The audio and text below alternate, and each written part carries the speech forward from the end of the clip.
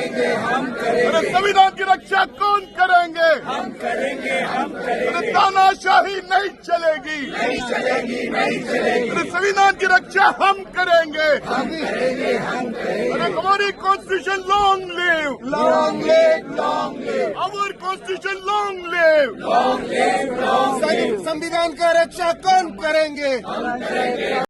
नमस्कार, मैं हूं शैलेंद्र सिंह और आप देख रहे हैं हमारा YouTube चैनल शब्द शब्द शैलेंद्र सिंह। कल 25 जून है। 50 साल पहले 25 जून 1975 को कांग्रेस की प्रधानमंत्री इंदिरा गांधी ने देश में इमरजेंसी लगाई थी। क्या आपको पता है कि इमरजेंसी के पीछे क्या कारण था? इमरजेंसी के पीछे कारण था बैलेट बॉक्स से चुनाव होना। बैलेट पेपर से चुनाव होने के कारण इस चुनाव में धांधली हुई थी और इसके खिलाफ राजनारायण अदालत गए और फिर अदालत का जो फैसला आया उसके बाद इमरजेंसी लगी।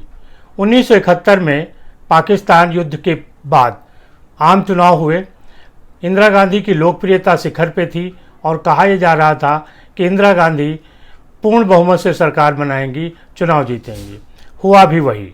लेकिन रायबरेली में इंदिरा गांधी जहां से लोकसभा चुनाव लड़ रही थी, उनको लग रहा था कि वो चुनाव हार जाएंगी, लिहाजा उन्होंने चुनाव में धांधली की।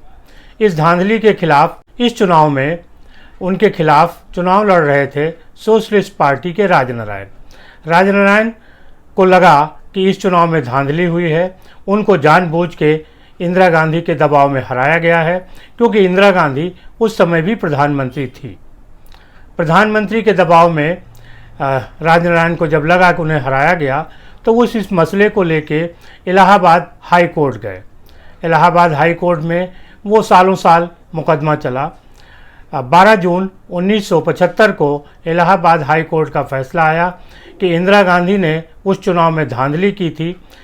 कोर्ट ने फैसले में इंदिरा गांधी को 6 साल के लिए चुनाव लड़ने पर प्रतिबंध लगा दिया और उनको किसी भी पद पे रहने के अयोग्य घोषित कर दिया।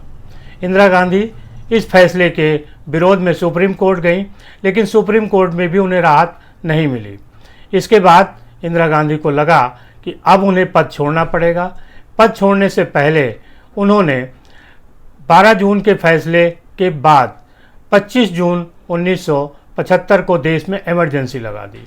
इमरजेंसी में उन्होंने जिस तरीके से इमरजेंसी लगाई, सारे अधिकारों का दुरुपयोग किया। राष्ट्रपति से ज़बरदस्ती साइन कराए गए और जो व्यवस्था थी उसको पूरी तौर से इमरजेंसी के दौरान 1.25 लाख से अधिक राजनीतिक कार्यकर्ताओं को 19 महीने से लेके 25 महीने तक जेल में रखा गया। इसके बाद जब आम चुनाव हुए 21 मार्च 1977 को, उसमें इंदिरा गांधी और कांग्रेस की हार हुई। उसके बाद इमरजेंसी ख़त्म हुई। तो ये इमरजेंसी के पीछे एक कारण था। आपने देखा होगा कि राहुल गांधी लगातार 2024 के लोकसभा चुनाव के समय ईवीएम को दोष दे रहे थे।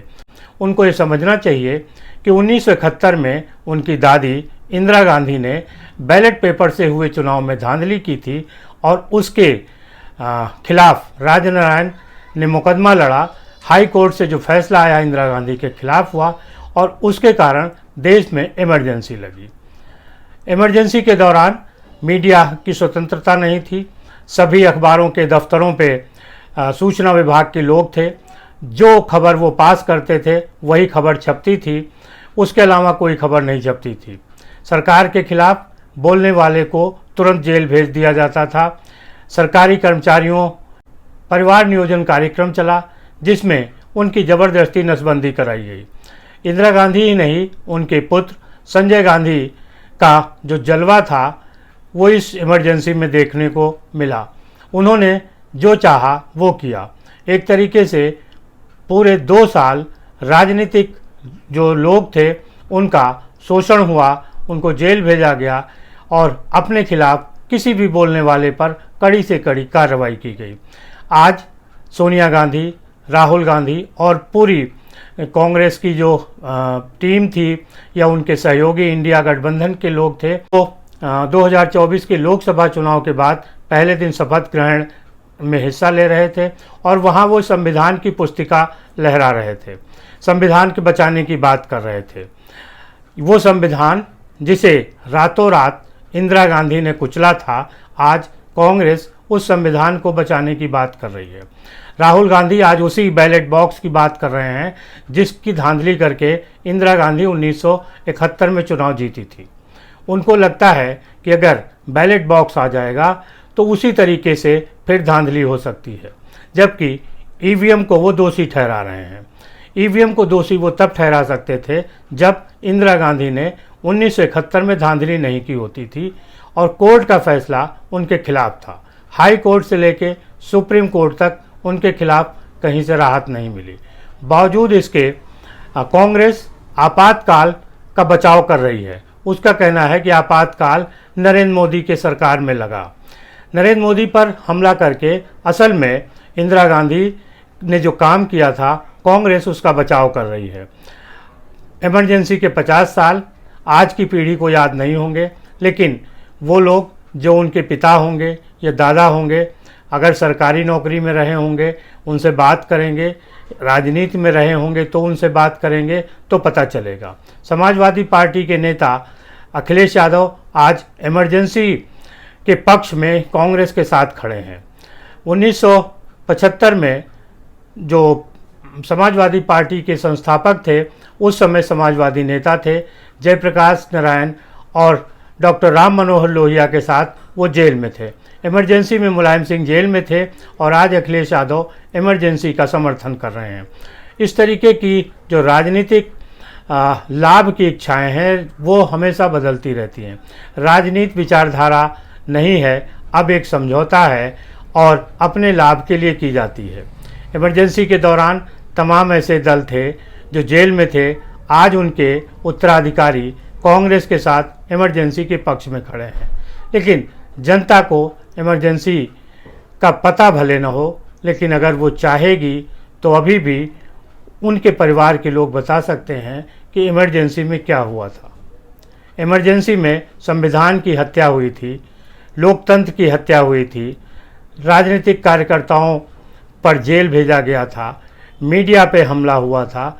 संविधान का कोई भी आधारभूत ढांचा ऐसा नहीं बचा जिस पे हमला न हुआ हो, और उसके बाद भी आज कांग्रेस संविधान की रक्षा की बात करती है।